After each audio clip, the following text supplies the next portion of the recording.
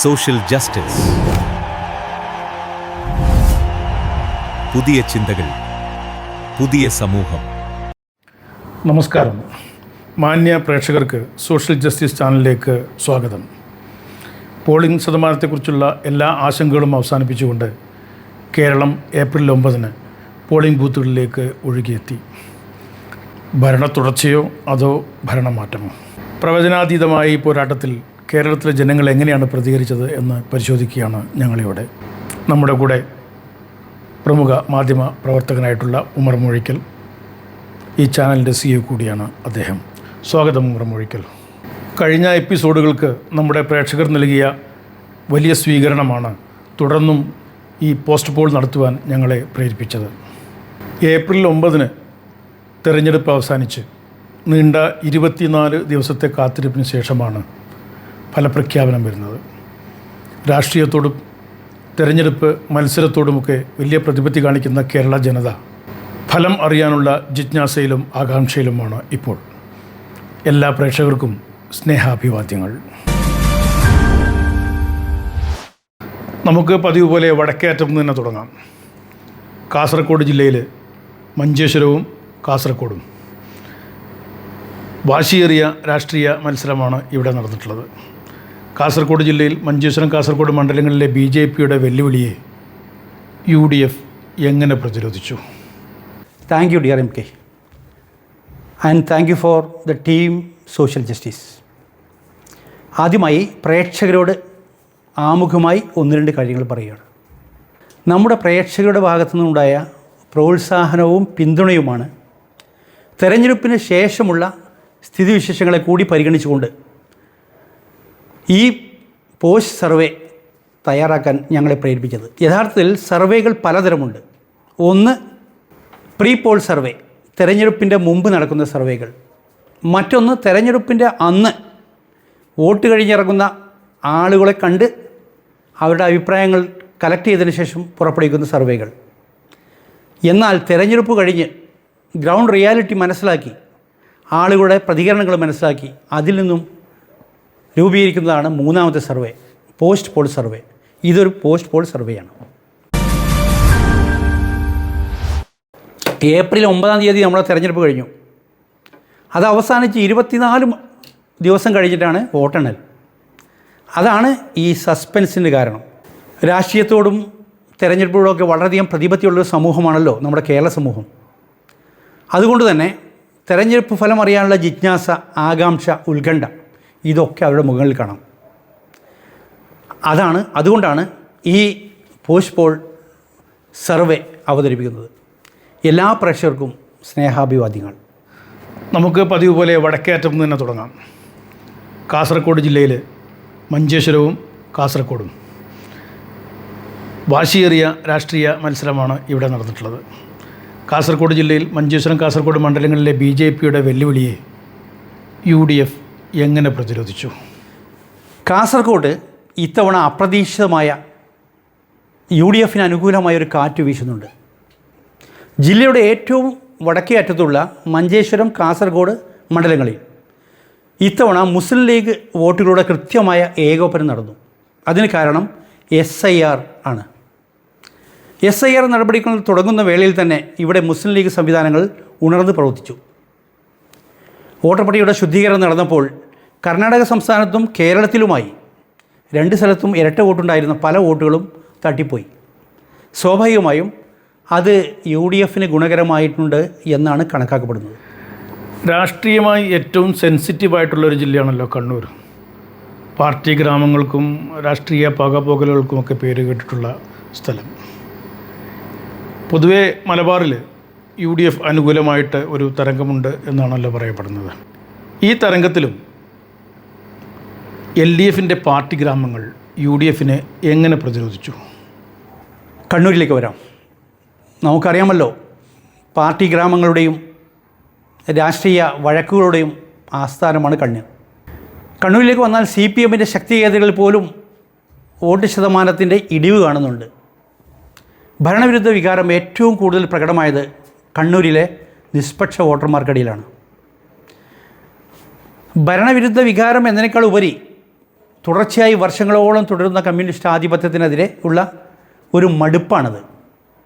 അതുകൊണ്ട് തന്നെ പുതിയ തലമുറ ഒരു മാറ്റം ആഗ്രഹിക്കുന്നുണ്ട് അവിടെ. മുഖ്യമന്ത്രിയുടെ ജില്ലയായതിനാൽ LDF സർവ്വസന്നാഹവും ഉപയോഗിച്ചുകൊണ്ട് കണ്ണൂരിനെ പിടിച്ചു നിർത്താൻ ശ്രമിക്കുന്നുണ്ട്. ഇനി നമ്മൾ വയനാട് എടുക്കുകയാണെങ്കിൽ രാഹുൽ ഗാന്ധിയുടെയും പ്രിയങ്ക ഗാന്ധിയുടെയും ഒക്കെ സ്വാധീനം ഇപ്പോഴും അവിടെ ഉണ്ടോ? പ്ലാന്റേഷൻ തൊഴിലാളികളുടെ പ്രശ്നങ്ങൾ, വന്യമൃഗങ്ങളുടെ പ്രശ്നങ്ങൾ, ഇത്തരം കാര്യങ്ങളൊക്കെ പ്രതിപക്ഷത്തിന് അനുകൂലമായി മാറാൻ സാധ്യതയുണ്ടോ?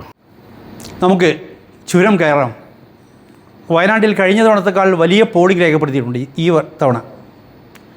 വന്യജീവി ആക്രമണങ്ങൾ തടയുന്നതിൽ സർക്കാർ പരാജയപ്പെട്ടു എന്ന വികാരം മലയോര കർഷകർക്കിടയിൽ വളരെയധികമുണ്ട്. ഇത് UDFന് ക്ലീൻ സ്വീപ്പ് നൽകാൻ സാധ്യതയുള്ള ഘടകമാണ്. ക്ലീൻ സ്വീപ്പ് എന്നാൽ 3 മണ്ഡലങ്ങളെ അവിടെയുള്ളൂ. ആ 3-ൽ 3 ഒരു പക്ഷേ UDF നേടിയേക്കാം. പ്ലാന്റേഷൻ മേഖലയിലെ കർഷകർക്കും തൊഴിലാളികൾക്കും ഇടയിലുള്ള ഇടതുപക്ഷത്തിൻ്റെ സ്വാധീനത്തിന് മങ്ങലേറ്റത്തിൻ്റെ സൂചനകൾ വോട്ടെടുപ്പ് ദിവസം തന്നെ അവരുടെ പ്രതികരണത്തിൽ നിന്നും നമുക്ക് മനസ്സിലായിരുന്നു. ഇനി നമുക്ക് കോഴിക്കോട് 13 മണ്ഡലങ്ങളുണ്ട് കോഴിക്കോട് മൊത്തത്തിൽ. കഴിഞ്ഞ പ്രാവശ്യം ഏതാണ്ടൊക്കെ LDFനൊപ്പം നിന്നതാണ്. ഇത്തവണ അവിടെ അടിയൊഴുക്കുകൾ പ്രകടമാണോ? ആർക്കൊപ്പം നിൽക്കാനാണ് സാധ്യത നമ്മുടെ സർവേയിൽ? താങ്കൾ പറഞ്ഞത് ശരിയാണ്. സാധാരണ എല്ലാ തെരഞ്ഞെടുപ്പുകളിലും മലബാറിൽ കണ്ണൂരായിരിക്കും ശ്രദ്ധാകേന്ദ്രം. ഇത്തവണ ഏറ്റവും വലിയ ബാറ്റിൽ ഗ്രൗണ്ട് കോഴിക്കോട് തന്നെയാണ്. നഗരമണ്ഡലങ്ങളിൽ വികസന വിഷയങ്ങൾ ചർച്ചയായപ്പോൾ ഗ്രാമീണ മേഖലകളിൽ വിലക്കയറ്റവും തൊഴിലില്ലായ്മയുമാണ് പ്രതിഫലിച്ചത്. കോഴിക്കോട് നഗരപ്രദേശത്തെ കോഴിക്കോട് നോർത്ത്, കോഴിക്കോട് സൗത്ത് മണ്ഡലങ്ങൾക്ക് പുറമെ കുറ്റ്യാടി, കുന്നമംഗലം, പേരാമ്പ്ര, തിരുവമ്പാടി, നാദാപുരം തുടങ്ങിയ മണ്ഡലങ്ങളിലൊക്കെ കനത്ത മത്സരം നടന്നിട്ടുണ്ട്. ഇടതിൻ്റെ ശക്തികേന്ദ്രമായ ബേപ്പൂരിൽ വരെ ഇഞ്ചോടിഞ്ച് പോരാട്ടമായിരുന്നു. കഴിഞ്ഞ തവണ കേവലം 2 സീറ്റ് കൊണ്ട് മാത്രം തൃപ്തിപ്പെട്ട UDF ഇത്തവണ കോഴിക്കോട് ജില്ലയിൽ 5 മുതൽ 7 വരെ സീറ്റുകൾ പിടിക്കുമെന്നാണ് നമ്മുടെ സർവേയിൽ നിന്നും മനസ്സിലായ കാര്യം. LDFൻ്റെ ഉറച്ച പല സീറ്റുകളും ഇത്തവണ അപകടത്തിലാണ്. തുല്യശക്തികൾ തമ്മിലാണ് പോരാട്ടം നടക്കുന്നത്. എങ്കിലും കോഴിക്കോട് ജില്ലയിൽ മത്സരത്തിൻ്റെ അവസാന ഘട്ടത്തിൽ LDFന് തന്നെയാണ് ചെറിയൊരു മുൻതൂക്കം. 13 സീറ്റുകളിൽ 7-6 എന്ന രീതിയിൽ പങ്കുവെക്കാനാണ് സാധ്യത. സ്വാഭാവികമായിട്ടും അടുത്തത് മലപ്പുറം ജില്ലയാണ്. UDFൻ്റെ പവർ ഹൗസ് എന്നാണ് അറിയപ്പെടുന്നത്. 16 മണ്ഡലങ്ങളുണ്ട്. LDFൻ്റെ സ്വതന്ത്രന്മാരെ നിർത്തിയുള്ള പരീക്ഷണങ്ങളൊക്കെ മലപ്പുറത്ത് ഇത്തവണ വിജയിക്കുമോ? വല്ല ചലനവും സൃഷ്ടിക്കാൻ സാധ്യതയുണ്ടോ? മലപ്പുറത്ത് LDFന് കഴിഞ്ഞ തവണ കിട്ടിയ സ്വീകാര്യത ഇത്തവണ കുറഞ്ഞതായിട്ടാണ് ഗ്രൗണ്ട് റിപ്പോർട്ട്. പ്രത്യേകിച്ച് മതന്യൂനപക്ഷങ്ങൾക്കിടയിൽ വെള്ളാപ്പള്ളിയെപ്പോലുള്ളവരുടെ നിരുത്തരവാദപരമായ പ്രസ്താവനകളും ഇടതുപക്ഷം അതിനോട് പ്രതികരിച്ച രീതിയും ലീഗിന് ഗുണകരമായിട്ടുണ്ട്. മലപ്പുറത്തെ 16-ൽ 15 സീറ്റുകൾ വരെ ഒരു പക്ഷേ UDF തൂത്തുവാരാൻ സാധ്യതയുണ്ട്. മലപ്പുറത്ത് മൊത്തമുള്ള 16 സീറ്റുകളിൽ പകുതി സീറ്റുകളിൽ, അതായത് മലപ്പുറം, മഞ്ചേരി, ഏറനാട്, കൊണ്ടോട്ടി, കോട്ടക്കൽ, വണ്ടൂർ, വള്ളിക്കുന്ന്, തിരുരങ്ങാടി തുടങ്ങിയ സീറ്റുകളിൽ നാമമാത്രമായ മത്സരമേ ഉണ്ടായിട്ടുള്ളൂ, പേരിന് മാത്രം. അതേസമയം ബാക്കിയുള്ള പകുതി മണ്ഡലങ്ങളിൽ പൊന്നാനി, തവനൂർ, തിരൂർ, പെരിന്തൽമണ്ണ, താനൂർ, നിലമ്പൂർ, മങ്കട, എന്തിനേറെ പറയുന്നു വേങ്ങരയിൽ പോലും ഇടതുപക്ഷം കടുത്ത മത്സരം കാഴ്ചവെച്ചിട്ടുണ്ട്. അതിൽ 2-3 സീറ്റുകൾ വിജയിക്കുമെന്ന പ്രതീക്ഷയിലാണ് LDF.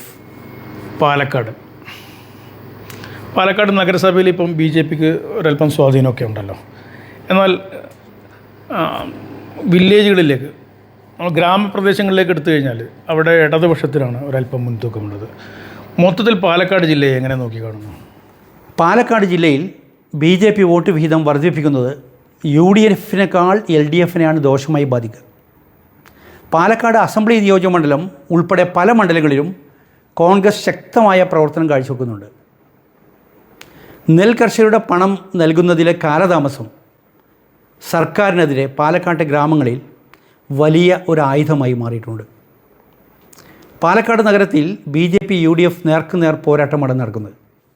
ചുരുക്കത്തിൽ മലബാറിലെ 60 സീറ്റുകളിൽ നമ്മുടെ സർവേ പ്രകാരം ആർക്കാണ് മുൻതൂക്കം?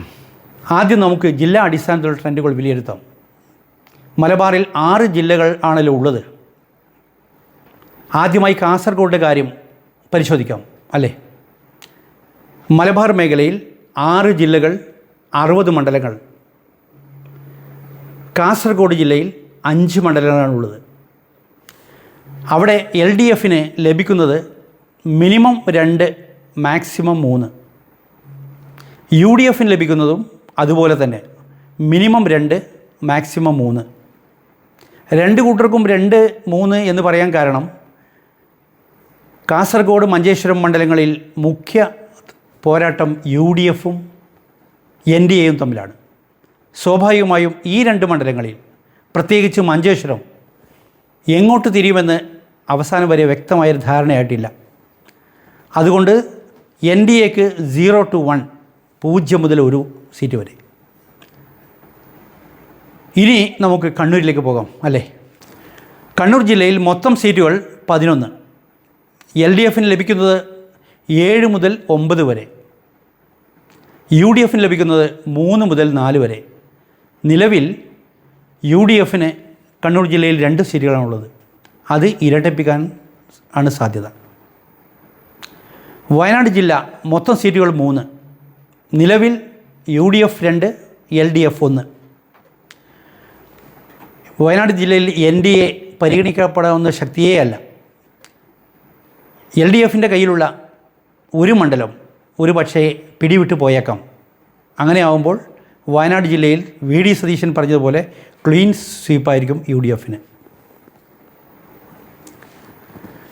കോഴിക്കോട് ജില്ലയാണ് ഇത്തവണ ഏറ്റവും വലിയ അംഗം നടന്ന അംഗത്തട്ടാണ് കോഴിക്കോട് ജില്ല. 13 മണ്ഡലങ്ങളുണ്ട് അവിടെ. LDFന് ലഭിക്കുന്നത് പരമാവധി മിനിമം 6 മുതൽ 8 വരെ സീറ്റുകൾ. UDFന് ലഭിക്കുന്നത് 5 മുതൽ 7 വരെ സീറ്റുകൾ. NDAക്ക് സീറ്റുകളൊന്നും ലഭിക്കുന്നില്ല. പക്ഷേ കോഴിക്കോട് നഗരത്തിലെ 2 മണ്ഡലങ്ങളിൽ, നോർത്തിലും സൗത്തിലും, NDA ഒരു അവിഭാജ്യ ഘടകമാണെന്ന് തിരഞ്ഞെടുപ്പ് കഴിയുമ്പോൾ തെളിയും വോട്ടിൻ്റെ എണ്ണത്തിൽ.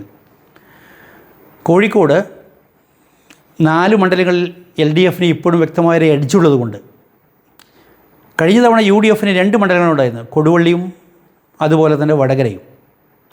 ഈ 2 സീറ്റുകൾ നിലനിർത്തുന്നതോടൊപ്പം കോഴിക്കോട് വെസ്റ്റ്, കുറ്റ്യാടി, കുന്നമംഗലം, ഒരുപക്ഷേ പേരാമ്പ്ര, ഇതൊക്കെ UDF പിടിച്ചെടുക്കാൻ സാധ്യതയുള്ള സീറ്റുകളാണ്.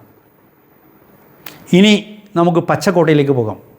മലപ്പുറം ജില്ല മൊത്തം സീറ്റുകൾ 16. UDFന് ലഭിക്കാൻ സാധ്യതയുള്ളത് 13 മുതൽ 15 വരെ. LDFന് ലഭിക്കുന്നത് 1 മുതൽ 3 വരെ. മലപ്പുറത്തും NDA പരിഗണിക്കാവുന്ന ഒരു ശക്തിയേ അല്ല. ഇനി നമുക്ക് കരിമ്പനകളുടെ നാട്ടിലേക്ക് പോകാം. പാലക്കാട് ജില്ല മൊത്തം സീറ്റുകൾ 12. LDFന് ലഭിക്കുമെന്ന് സർവേയിൽ കാണുന്നത് 7 മുതൽ 9 വരെ സീറ്റുകൾ. UDFന് ലഭിക്കുന്നത് 3 മുതൽ 5 വരെ സീറ്റുകൾ. നിലവിൽ 2 സീറ്റുകളാണ് UDFനുണ്ടായിരുന്നത്, പാലക്കാടും മണ്ണാർക്കാടും. അത് ഇരട്ടിപ്പിക്കുന്ന കാര്യത്തിൽ സംശയമില്ല. ഒരുപക്ഷേ അതും കടന്ന് 5 സീറ്റ് വരെ UDF പിടിച്ചെടുക്കാം. NDAക്കും സാധ്യതയുള്ളൊരു മണ്ഡലമുണ്ട് ഇവിടെ. NDA ഒരു മണ്ഡലമല്ല, 4 മണ്ഡലങ്ങളിൽ ശക്തമായ മത്സരം നടത്തുന്നുണ്ട്, മലമ്പുഴ ഉൾപ്പെടെ. പക്ഷേ പാലക്കാടാണ് അവരുടെ തുരുപ്പ് ചീട്ട്. അവിടെ 0 മുതൽ 1 സീറ്റ് വരെ പാലക്കാട് ജില്ലയിൽ NDAക്ക് നാം സാധ്യത കൽപ്പിക്കുന്നുണ്ട്. മൊത്തത്തിൽ വടക്കൻ കേരളത്തിൽ UDFനായിരിക്കും ആധിപത്യം എന്നാണ് നമ്മുടെ സർവേ കാണിക്കുന്നത്. ഇനി നമുക്ക് നമ്മുടെ രാഷ്ട്രീയ കേരളത്തിൻ്റെ അച്ചുതണ്ട് എന്ന് പറയുന്ന, അല്ലെങ്കിൽ ഭരണമാറ്റം ആദ്യമൊക്കെ പ്രതിഫലിച്ച് തുടങ്ങുന്ന മധ്യ കേരളത്തേക്ക് എടുക്കാം. തൃശ്ശൂർ 13 നിയോജക മണ്ഡലങ്ങളുള്ള തൃശ്ശൂരിലെ പല മണ്ഡലങ്ങളും ത്രികോണ മത്സരങ്ങളാണുള്ളത്. സുരേഷ് ഗോപി എഫക്റ്റ്. എന്തായിരിക്കും തൃശ്ശൂരിൻ്റെ ഒരു അവസാന ചിത്രം? കേരളത്തിൻ്റെ സാംസ്കാരിക തലസ്ഥാനം എന്നറിയപ്പെടുന്ന ജില്ലയാണ് തൃശ്ശൂർ.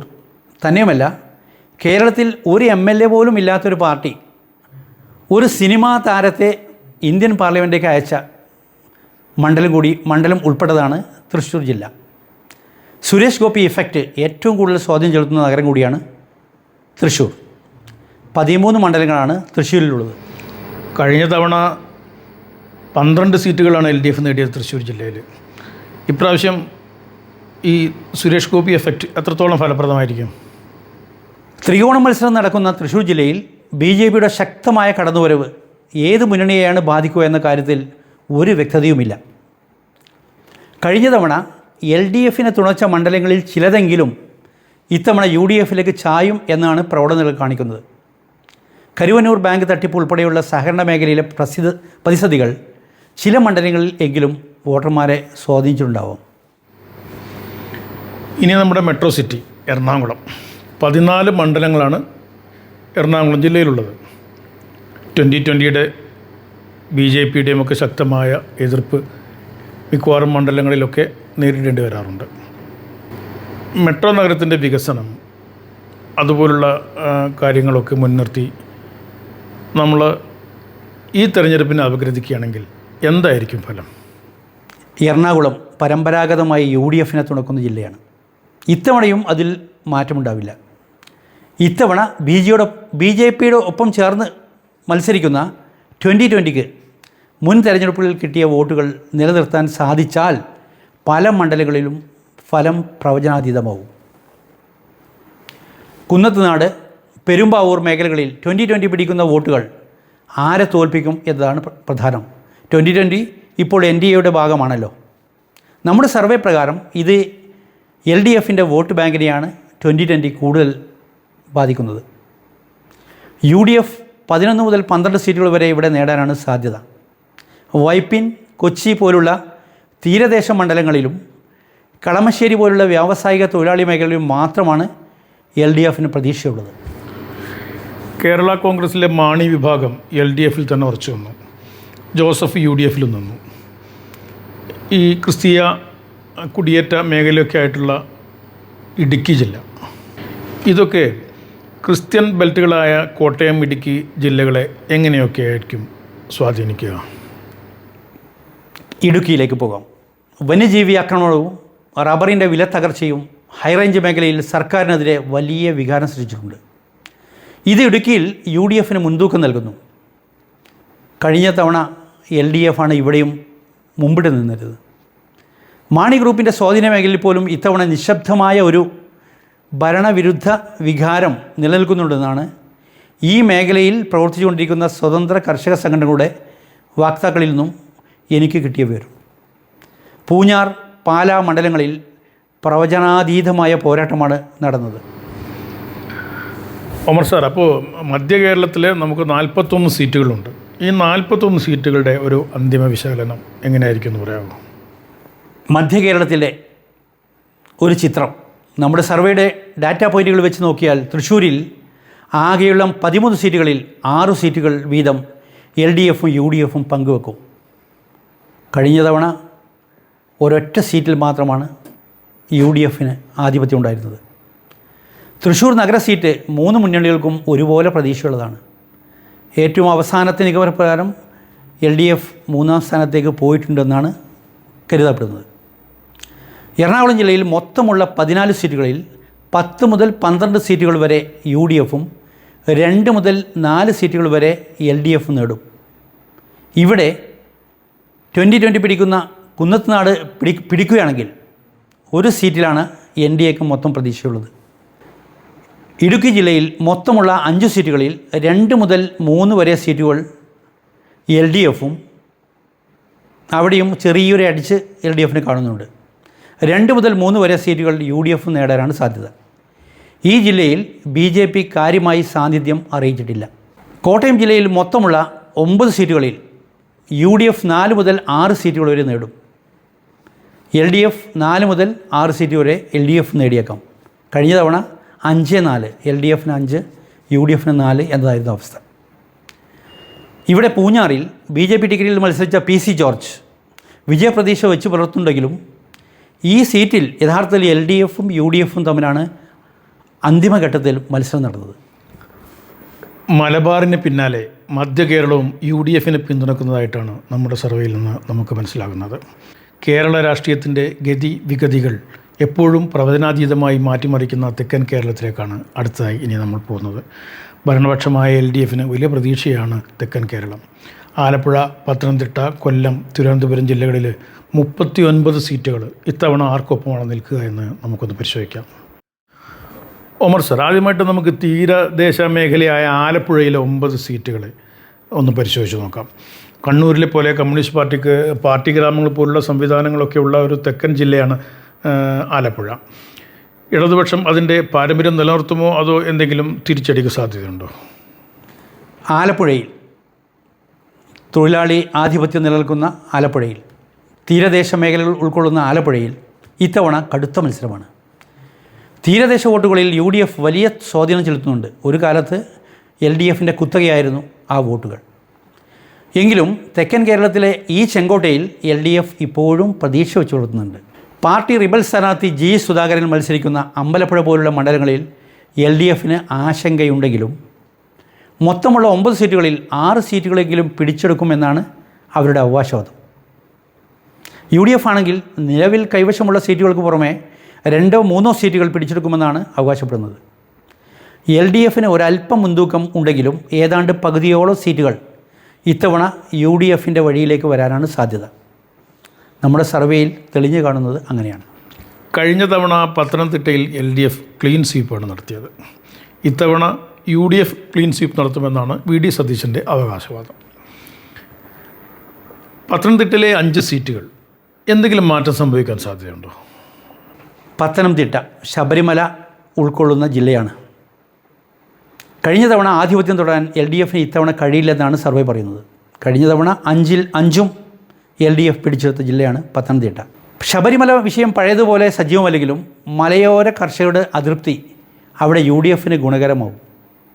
പത്തനംതിട്ടയിലെ 5 സീറ്റുകളിൽ ഇത്തവണ ഇരു മുന്നണികളും 3:2 എന്ന അനുപാതത്തിൽ പങ്കിട്ടെടുക്കും എന്നാണ് നമ്മുടെ അന്തിമ സർവേയിൽ കാണുന്നത്. 3:2 എന്ന് പറയുമ്പോൾ UDFന് 3ഉം LDFന് 2ഉം എന്ന നിലയാണ് നമ്മൾ കാണുന്നത്. ഈ കശുവണ്ടി തൊഴിലാളികളുടെയും അതുപോലെ തന്നെ മത്സ്യത്തൊഴിലാളികളുടെയും ഒക്കെ സ്വാധീനമുള്ള ജില്ലയാണ് കൊല്ലം. 11 മണ്ഡലങ്ങളിൽ ഇത്തവണ വിധിയെഴുത്ത് എങ്ങനെയാവും? കൊല്ലം ജില്ലയിൽ ഇത്തവണ വലിയ അട്ടിമറികൾ നടന്നേക്കാം. കശുവണ്ടി മേഖലയിലെ പ്രതിസന്ധിയും തീരദേശത്തെ വികാരവും LDFന് തിരിച്ചടിയാവും. കൊല്ലം നഗരത്തിലും കുണ്ടറ പോലുള്ള മണ്ഡലങ്ങളിലും UDF ശക്തമായ തിരിച്ചുവരവ് നടത്തുന്നുണ്ട്. എന്നിരുന്നാലും കൊല്ലം ജില്ലയിൽ സീറ്റുകളുടെ എണ്ണത്തിൽ ഇടതിന് തന്നെയാവും മേൽക്കൈ ഉണ്ടാവുക. മറ്റ് ജില്ലകളെ അപേക്ഷിച്ച് 14 മണ്ഡലങ്ങളിലും ശക്തമായ ത്രികോണ മത്സരം നടക്കുന്ന ഒരു ജില്ലയാണ് നമ്മുടെ തലസ്ഥാന നഗരി സ്ഥിതി ചെയ്യുന്ന തിരുവനന്തപുരം. ഈ 14 നിയോജക മണ്ഡലങ്ങളുള്ള കേരളത്തിൻ്റെ തലസ്ഥാന ജില്ല ഇത്തവണ ആരുടെ കൂടെ നിൽക്കും? തിരുവനന്തപുരം ഇത്തവണ ഒരു മാജിക് ബോക്സാണ്. നേമം, കഴക്കൂട്ടം, വട്ടിയൂർക്കാവ്, തിരുവനന്തപുരം സെൻട്രൽ എന്നീ മണ്ഡലങ്ങളിൽ BJP ശക്തമായ മുന്നേറ്റം നടത്തുന്നുണ്ട്. തിരുവനന്തപുരം സെൻട്രലിൽ അത് അത്രത്തോളം വിലപ്പോയിട്ടില്ലെങ്കിലും നേമത്തും കഴക്കൂട്ടവും BJP തരംഗം സൃഷ്ടിച്ചിട്ടുണ്ട്. അവസാന നിമിഷത്തിൽ വട്ടിയൂർക്കാവ് ഒരല്പം പിറകിലേക്ക് പോയി. ഇത് UDFൻ്റെയും LDFൻ്റെയും വിജയസാധ്യതകളെ ഒരുപോലെ ബാധിക്കും. തിരുവനന്തപുരത്ത് തീരദേശ മേഖലകളിൽ UDFനും ഗ്രാമീണ മേഖലകളിൽ LDFനുമാണ് മുൻതൂക്കം നിലവിലുള്ളത്. അപ്പോൾ തെക്കൻ കേരളത്തിലെ 39 സീറ്റുകളുടെ സർവേ ഫലം, ആലപ്പുഴ മുതൽ 4 ജില്ലകളുടെയും വിജയസാധ്യത ഫലങ്ങൾ കൃത്യമായി ഒന്ന് പറയാമോ? ഇത്തവണ തെക്കൻ കേരളത്തിൽ ഒരു പക്ഷത്തേക്കും വലിയ തരംഗമില്ല. മറിച്ച് സീറ്റുകൾ പങ്കുവെക്കപ്പെടുന്ന കാഴ്ചയാണുള്ളത്. ആലപ്പുഴയിൽ മൊത്തമുള്ള 9 സീറ്റുകളിൽ LDFന് 5 മുതൽ 6 വരെ സീറ്റുകളും UDFന് 4 മുതൽ 5 വരെ സീറ്റുകളും ലഭിക്കാനാണ് സാധ്യത. പത്തനംതിട്ടയിൽ UDFനാണ് ഒരല്പം മുൻതൂക്കം. UDFന് 3 സീറ്റും LDFന് 2 സീറ്റും ലഭിക്കുമെന്നാണ് സർവേ വെളിപ്പെടുത്തുന്നത്. കൊല്ലം ജില്ലയിൽ ഇരു മുന്നണികൾക്കും തുല്യ സാധ്യതയാണ് കാണുന്നത്. LDFനും UDFനും കൊല്ലത്ത് 5 മുതൽ 6 വരെ സീറ്റുകൾ ലഭിക്കാനാണ് സാധ്യത. എടുത്തു പറയേണ്ട കാര്യം, കൊല്ലം ജില്ലയിലെ ചാത്തന്നൂർ മണ്ഡലത്തിൽ UDFനെ 3ാം സ്ഥാനത്തേക്ക് പിന്തള്ളി BJP ഇത്തവണയും, കഴിഞ്ഞ തവണ അങ്ങനെയായിരുന്നു, ഇത്തവണയും 2ാം സ്ഥാനത്താണ് ഉള്ളത്. BJPയുടെ കണക്കുകൂട്ടലിൽ ചാത്തന്നൂർ അവർ നേടാവുന്ന മണ്ഡലമാണ്. പക്ഷേ നമ്മുടെ സർവേ പ്രകാരം ചാത്തന്നൂർ LDFിലേക്കാണ് ചായുന്നത്. കടുത്ത ത്രികോണ മത്സരം നടക്കുന്ന തിരുവനന്തപുരം ജില്ലയിൽ പല മണ്ഡലങ്ങളും പ്രവചനാതീതമാണ്. മൊത്തമുള്ള 14 മണ്ഡലങ്ങളിൽ ജില്ലാ അടിസ്ഥാനത്തിൽ നോക്കുമ്പോൾ ഒരല്പം എഡ്ജ് ഇടതുപക്ഷത്തിന് തന്നെയാണ്. തിരുവനന്തപുരം ജില്ലയിൽ 14 സീറ്റുകളിൽ 6 മുതൽ 8 വരെ സീറ്റുകൾ LDFും 4 മുതൽ 6 വരെ സീറ്റുകൾ UDFും 1 മുതൽ 2 വരെ സീറ്റുകൾ BJPയും വിജയിക്കുമെന്നാണ് സർവേ പറയുന്നത്. ഇവിടെ ശ്രദ്ധിക്കേണ്ട കാര്യം 2021 അസംബ്ലി തെരഞ്ഞെടുപ്പിൽ തിരുവനന്തപുരം ജില്ലയിൽ നിന്ന് കോവളം മാത്രമാണ് UDFന് കിട്ടിയ ഏക മണ്ഡലം. ആ സ്ഥാനത്ത് അതിൽ നിന്നും ഒരുപാട് മുന്നോട്ട് പോയി UDF 4 മുതൽ 6 സീറ്റുകൾ വരെ വിജയിക്കാൻ സാധ്യതയുണ്ട്. കേരളം കാത്തിരിക്കുന്ന ആ ചോദ്യത്തിന് ഉത്തരമായിരിക്കുന്നു. മലബാറിലെയും മധ്യ കേരളത്തിലെയും തെക്കൻ കേരളത്തിലെയും വിശകലനങ്ങൾ ഇപ്പോൾ നമ്മുടെ പക്കലുണ്ട്. 3 മേഖലകളെയും ക്രോഡീകരിക്കുമ്പോൾ 2026 കേരളം ഒരു ഭരണമാറ്റത്തിന് സാക്ഷ്യം വഹിക്കുമെന്നാണ് കണക്കുകൾ സൂചിപ്പിക്കുന്നത്. അപ്രതീക്ഷിതമായ പോളിംഗ് ശതമാനവും 3 മേഖലകളിലെയും വൈവിധ്യമാർന്ന രാഷ്ട്രീയ അടിയൊഴുക്കുകളും കൂട്ടിയിണക്കിക്കൊണ്ടുള്ള സോഷ്യൽ ജസ്റ്റിസ് ചാനലിൻ്റെ അന്തിമ പ്രവചന റിപ്പോർട്ട്. കേരളത്തിലെ ഒരു ഭരണ തുടർച്ച ഉണ്ടാകുമോ അതോ ഭരണമാറ്റം ഉറപ്പായോ എന്നുള്ള കാര്യങ്ങളെക്കുറിച്ച് ഒന്ന് ബ്രീഫ് ചെയ്യാമോ? നമ്മുടെ അന്തിമ വിശകലന പ്രകാരം കേരളത്തിലെ UDFന് 10 വർഷത്തിന് ശേഷം ഭരണശിലാകേന്ദ്രത്തിൻ്റെ ഇടനാഴിയിലേക്കുള്ള വഴി എളുപ്പമായിട്ടുണ്ടെന്ന് തോന്നുന്നു. വടക്കൻ മലബാറിലും മധ്യ കേരളത്തിലും UDFന് അനുകൂലമായി വീശിയ കാറ്റ് തെക്കൻ കേരളത്തിലെത്തിയപ്പോൾ അല്പം വേഗത കുറഞ്ഞു എന്നത് ശരിയാണ്. എന്നാൽ മലപ്പുറം, എറണാകുളം, വയനാട് ജില്ലകളിൽ UDF നടത്തുന്ന മുന്നേറ്റം, ഇതൊക്കെ പറയുമ്പോഴും UDF മുമ്പിലാണെങ്കിലും LDF എഴുതി തള്ളപ്പെടപ്പെട്ട അവസ്ഥയിലല്ല. 10 വർഷത്തെ ഭരണവിരുദ്ധ വികാരം, ആൻറ്റി ഇൻക്യുമൻസി ഫാക്റ്റ് എന്ന് പറയും, അത്ര പ്രകടമായിട്ടില്ലെങ്കിലും പലയിടത്തും അത് പ്രതിഫലിച്ചിട്ടുണ്ട്. ഒരുതരം മടുപ്പിൻ്റെ രൂപത്തിൽ 5 വർഷം കഴിയുമ്പോൾ തന്നെ കേരള ജനതയ്ക്ക് മടുക്കുന്നതാണ്. ഇത് 10 വർഷമായപ്പോൾ ഇടതുപക്ഷ കേന്ദ്രങ്ങളിൽ വരെ ഒരുതരം മടുപ്പ്. അതായിരിക്കും ഈ സർക്കാരിനെ പറിച്ചറിയാൻ കാരണമാകുന്ന പൊതുവികാരം. അതിനു പുറമെ വിലക്കയറ്റം, പിൻവാതിൽ നിയമനങ്ങൾ, കർഷക പ്രശ്നങ്ങൾ എന്നിവ തെക്കൻ ജില്ലകളിൽ പോലും ഇടതുപക്ഷത്തിന് വോട്ട് ചോർച്ചയുണ്ടാക്കി. അതിശക്തമായ ഒരു ഭരണവിരുദ്ധ വികാരത്തിൻ്റെ തരംഗം കേരളത്തിൽ എവിടെയും കണ്ടിട്ടില്ലെങ്കിലും നീണ്ട 10 വർഷക്കാലത്തെ തുടർച്ചയായ ഭരണത്തോടുള്ള മടുപ്പ് വ്യാപകമായി പ്രകടമായിരുന്നു. SIR നടപ്പിലാക്കിയ രീതിയോടുള്ള ന്യൂനപക്ഷ സമുദായങ്ങളുടെ കടുത്ത പ്രതിഷേധം, ന്യൂനപക്ഷ സമുദായങ്ങൾക്കിടയിൽ രൂപപ്പെട്ട അരക്ഷിതാവസ്ഥയും നിലനിൽപ്പിൽ തന്നെ ഭീഷണിയാകുന്ന പൗരത്വ ഭേദഗതി നിയമം പോലുള്ള കരിനിയമങ്ങളോടുള്ള കടുത്ത പ്രതിഷേധം കൊണ്ടുകൂടിയായിരുന്നു രാജ്യത്തെ പ്രധാന പ്രതിപക്ഷ കക്ഷിയായ കോൺഗ്രസുമായി ന്യൂനപക്ഷ സമുദായങ്ങൾ അടുത്തത്. BJP 3 സീറ്റുകൾ വരെ പിടിച്ചെടുക്കാനുള്ള സാധ്യത നിലനിൽക്കുന്നുണ്ട്. ഇത് പല മണ്ഡലങ്ങളിലും ത്രികോണ മത്സരത്തിന് വഴിവെച്ചിട്ടുണ്ട്. വ്യാപകമായി പ്രചരിക്കുന്ന പോലെ മുസ്ലിംസ് കൺസോളിഡേഷൻ നടന്നിട്ടുണ്ടെങ്കിൽ, മുസ്ലിം വോട്ടുകളുടെ ഏകീകരണം നടന്നിട്ടുണ്ടെങ്കിൽ അതിന് കാരണം വെള്ളാപ്പള്ളി നടേശനെ പോലെയുള്ള സ്വയം പ്രഖ്യാപിത പിന്നോക്ക സമുദായ നേതാക്കളുടെ വിദ്വേഷ പ്രസംഗങ്ങളും ഇടതുപക്ഷം അതിനോട് പ്രതികരിച്ച തെറ്റായ സമീപനവും ആയിരുന്നു. പോസ്റ്റ് പോൾ സർവേയുടെ അന്തിമ ഫലങ്ങൾ. റീജിയണൽ കൺസോളിഡേഷനാണ് കേരളത്തിലെ 3 മേഖലകൾ തിരിച്ചാണ് പറയുന്നത്. മലബാർ 6 ജില്ലകൾ 60 സീറ്റുകൾ, UDF 29 മുതൽ 36 സീറ്റുകൾ വരെ. യഥാർത്ഥത്തിൽ ഈ മേഖലയിൽ 40 സീറ്റ് UDF പിടിച്ചെടുത്തു കഴിഞ്ഞാൽ മറ്റ് 2 മേഖലകളെയും അവഗണിച്ചുകൊണ്ട് ഭരണം അവർക്ക് ഉറപ്പാകുമായിരുന്നു. LDFന് 23 മുതൽ 28 വരെ സീറ്റുകളാണ് സർവേയിൽ കാണുന്നത്. NDA 0 മുതൽ 1 സീറ്റ്. പാലക്കാടും കാസർഗോഡും മഞ്ചേശ്വരമാണ് അവരുടെ പ്രതീക്ഷാ കേന്ദ്രങ്ങൾ. മധ്യ കേരളത്തിലേക്ക് വന്നാൽ മൊത്തം 4 ജില്ലകൾ 41 സീറ്റുകൾ. UDF 23 മുതൽ 27 സീറ്റ് വരെ. LDF 14 മുതൽ 19 സീറ്റ് വരെ. NDA 0 മുതൽ 1 സീറ്റ് വരെ. 2020 കിട്ടാൻ സാധ്യതയുള്ള സീറ്റ്. തെക്കൻ കേരളത്തിലേക്ക് പോയാൽ മൊത്തം 39 സീറ്റ്, 4 ജില്ലകളാണ്. LDF ഒരല്പം എഡ്ജുണ്ട്, 19 മുതൽ 24 വരെ സീറ്റുകൾ. UDF 15 മുതൽ 20 വരെ സീറ്റുകൾ. NDA 1 മുതൽ 2 വരെ സീറ്റുകൾ. കേരള ടോട്ടൽ മൊത്തം 140 മണ്ഡലങ്ങൾ. UDF 67 മുതൽ 83 വരെ. LDF 56 മുതൽ 72 വരെ. അവിടെ നോക്കണം, LDFനും വളരെ ചെറിയ ഒരു സാധ്യതയുണ്ട്.